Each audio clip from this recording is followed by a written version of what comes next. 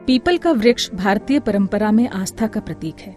वेदों में इसे पवित्र घोड़ों को छांव देने वाला अश्वत्थ कहा गया तो तमिल ग्रंथों में पेड़ों का राजा, भगवत गीता में श्री कृष्ण का स्वरूप और अथर्ववेद में दुनिया का अमृत। ग्रामीण समाज में पीपल पूजा और विवाह का प्रचलन रहा है। अब जलवायु परिवर्तन जैसी आधुनिक विश्व की चिंताओं और पीपल जैसे वृक्षों को सहेजने के वैज्ञानिक आधार से जोड़कर इन सामुदायिक आयोजनों को विश्व जन जागृति के तौर पर और जीवंत करने की पहल हुई है राजस्थान में। आज यहाँ सिकोई डिकोन के शिल्की डूंगरी परिसर में पीपल विवाह का आयोजन हो रहा है। सिकोई डिकोन 1982 से इस क्षेत्र में काम कर रही है और इस क्षेत्र के अलावा यहाँ के पास के ब्लॉक फागी में, निवाई में, मालपुरा में ज़मीनी स्तर के काम सिकोई डिकोन पिछले 35 साल से कर रही है। बहुत सारी ऐसी परंपराएं हैं, बहुत सारी ऐसी रीतियां हैं जिन पे सामाजिक दृष्टिकोण से जिनकी अपनी महत्ता रही है, उसको समाज उत्सव की तरह मनाता आया है।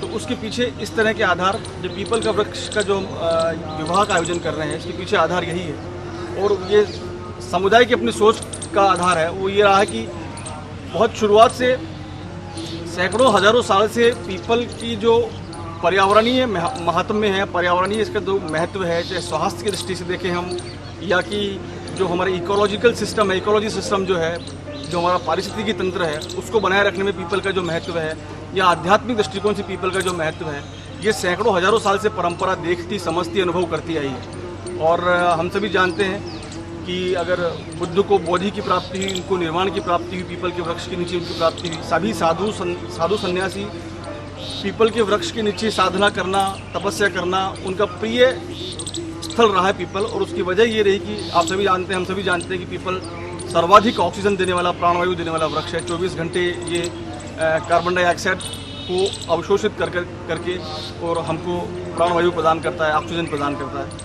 और इसका दूसरा आधार ये रहा है कि पीपल के वृक्ष के नीचे पीपल के जो पत्ते जिस आकार के हैं, वो अगर कहीं हवा नहीं भी चल रही हो, दूसरे वृक्षों के पत्ते नहीं भी हिल रहे हों, तब भी पीपल के वृक्षों के पत्तों पे हलचल रहती है, क्योंकि उनकी बनावट की साइज इस तरह से रहती है। और उस हलचल से जिस तरह की वो हवा या वायु होती है, वो आपकी एकाग्रता में सहायक होती है। ये बात जो ऐसे लोग, जो साधक लोग हैं, वो मानते आए हैं।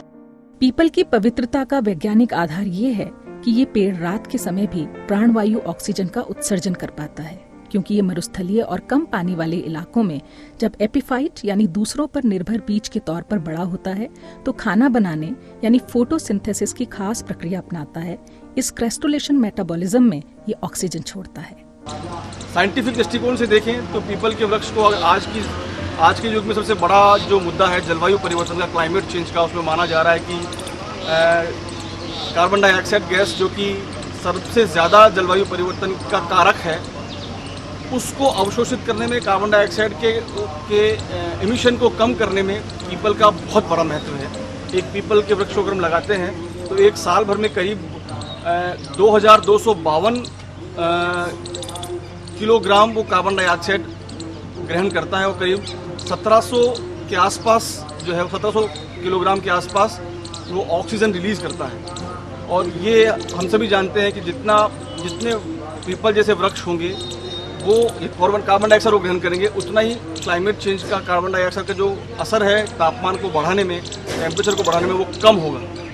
तो ये एक तरह से इसको, पीपल के वृक्ष को साइंटिफिकली और पर्यावरण की दृष्टि से बहुत महत्वपूर्ण माना गया। प्रकृति और सामुदायिक सहभागिता में समाई रीतियों का ये अटूट बंधन दोनों के बीच गहरे संवाद का जरिया है, अपनी अपनी कथा व्यथा कहने का माध्यम भी।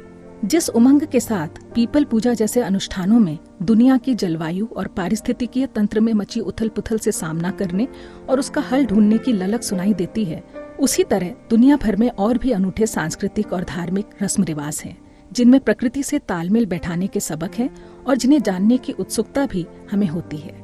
इन सब कहानियों को अब कहा, सुना और बांटा जाना चाहिए, ताकि परंपरागत विवेक और ज्ञान के सांस्कृतिक ताने बाने को छेड़े बगैर वैज्ञानिकता की कसौटी पर इन्हें तोलें और मौजूदा चुनौतियों का साझा हल निकाल पाएं।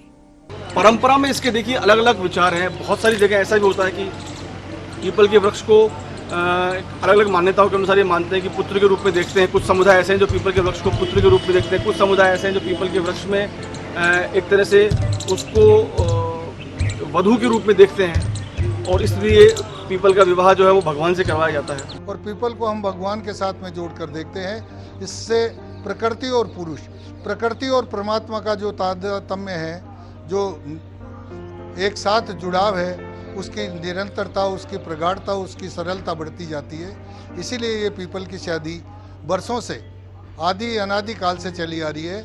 ये हमारे पौराणिक आख्यानों में भी प्रतीत होता है। हम यहाँ आज आयोजन देख रहे हैं तो पीपल के वृक्ष की, अब वो पूजा जब होती है तो अपने यहाँ भारतीय संस्कारों में पूजा को भी उत्सव में इस तरीके से ढाल दिया जाता है जिससे लोगों का उसमें मन लगे, सभी जनरेशन्स को उससे सीखने, समझने, देखने, सुनने की जो है एक आकांक्षा हो, उसमें क्यूरोसिटी हो, जिज्ञासा हो कि ऐसा क्यों हो रहा है, और ऐसा होने के बाद में वो उसको ग्रहण करने के लिए ज़्यादा तत्पर रहते हैं। तो आज का जो ये आयोजन है पीपल का विवाह, ये इतना खूबसूरत और इतना मीनिंगफुल है कि इसके माध्यम से हम देश भर में प्रकृति के साथ अपने प्रेम, अपने स्नेह, अपने सम्मान, उन सब का एक प्रतिभा अपने उनके सामने प्रकट कर सकते हैं। कोंडीकोन परिसर सीलकी में पीपल विवाह का जो आयोजन हुआ है उसमें मैं कन्यादान करने के रूप में यहाँ बैठूंगी। पीपल को धर्म की आस्था से, पीपल को सामाजिकता की आस्था से, पीपल को आध्यात्मिक आस्था से जोड़ा गया है। सामाजिक आस्था से और धर्म की आस्था से इसलिए जोड़ा कि समाज एक साथ होकर के पीपल विवाह में शरीक हो और लोगों का इससे मालूम हो कि पीपल के विवाह करने से एक कन्यादान करते हैं उतना धर्म होता है।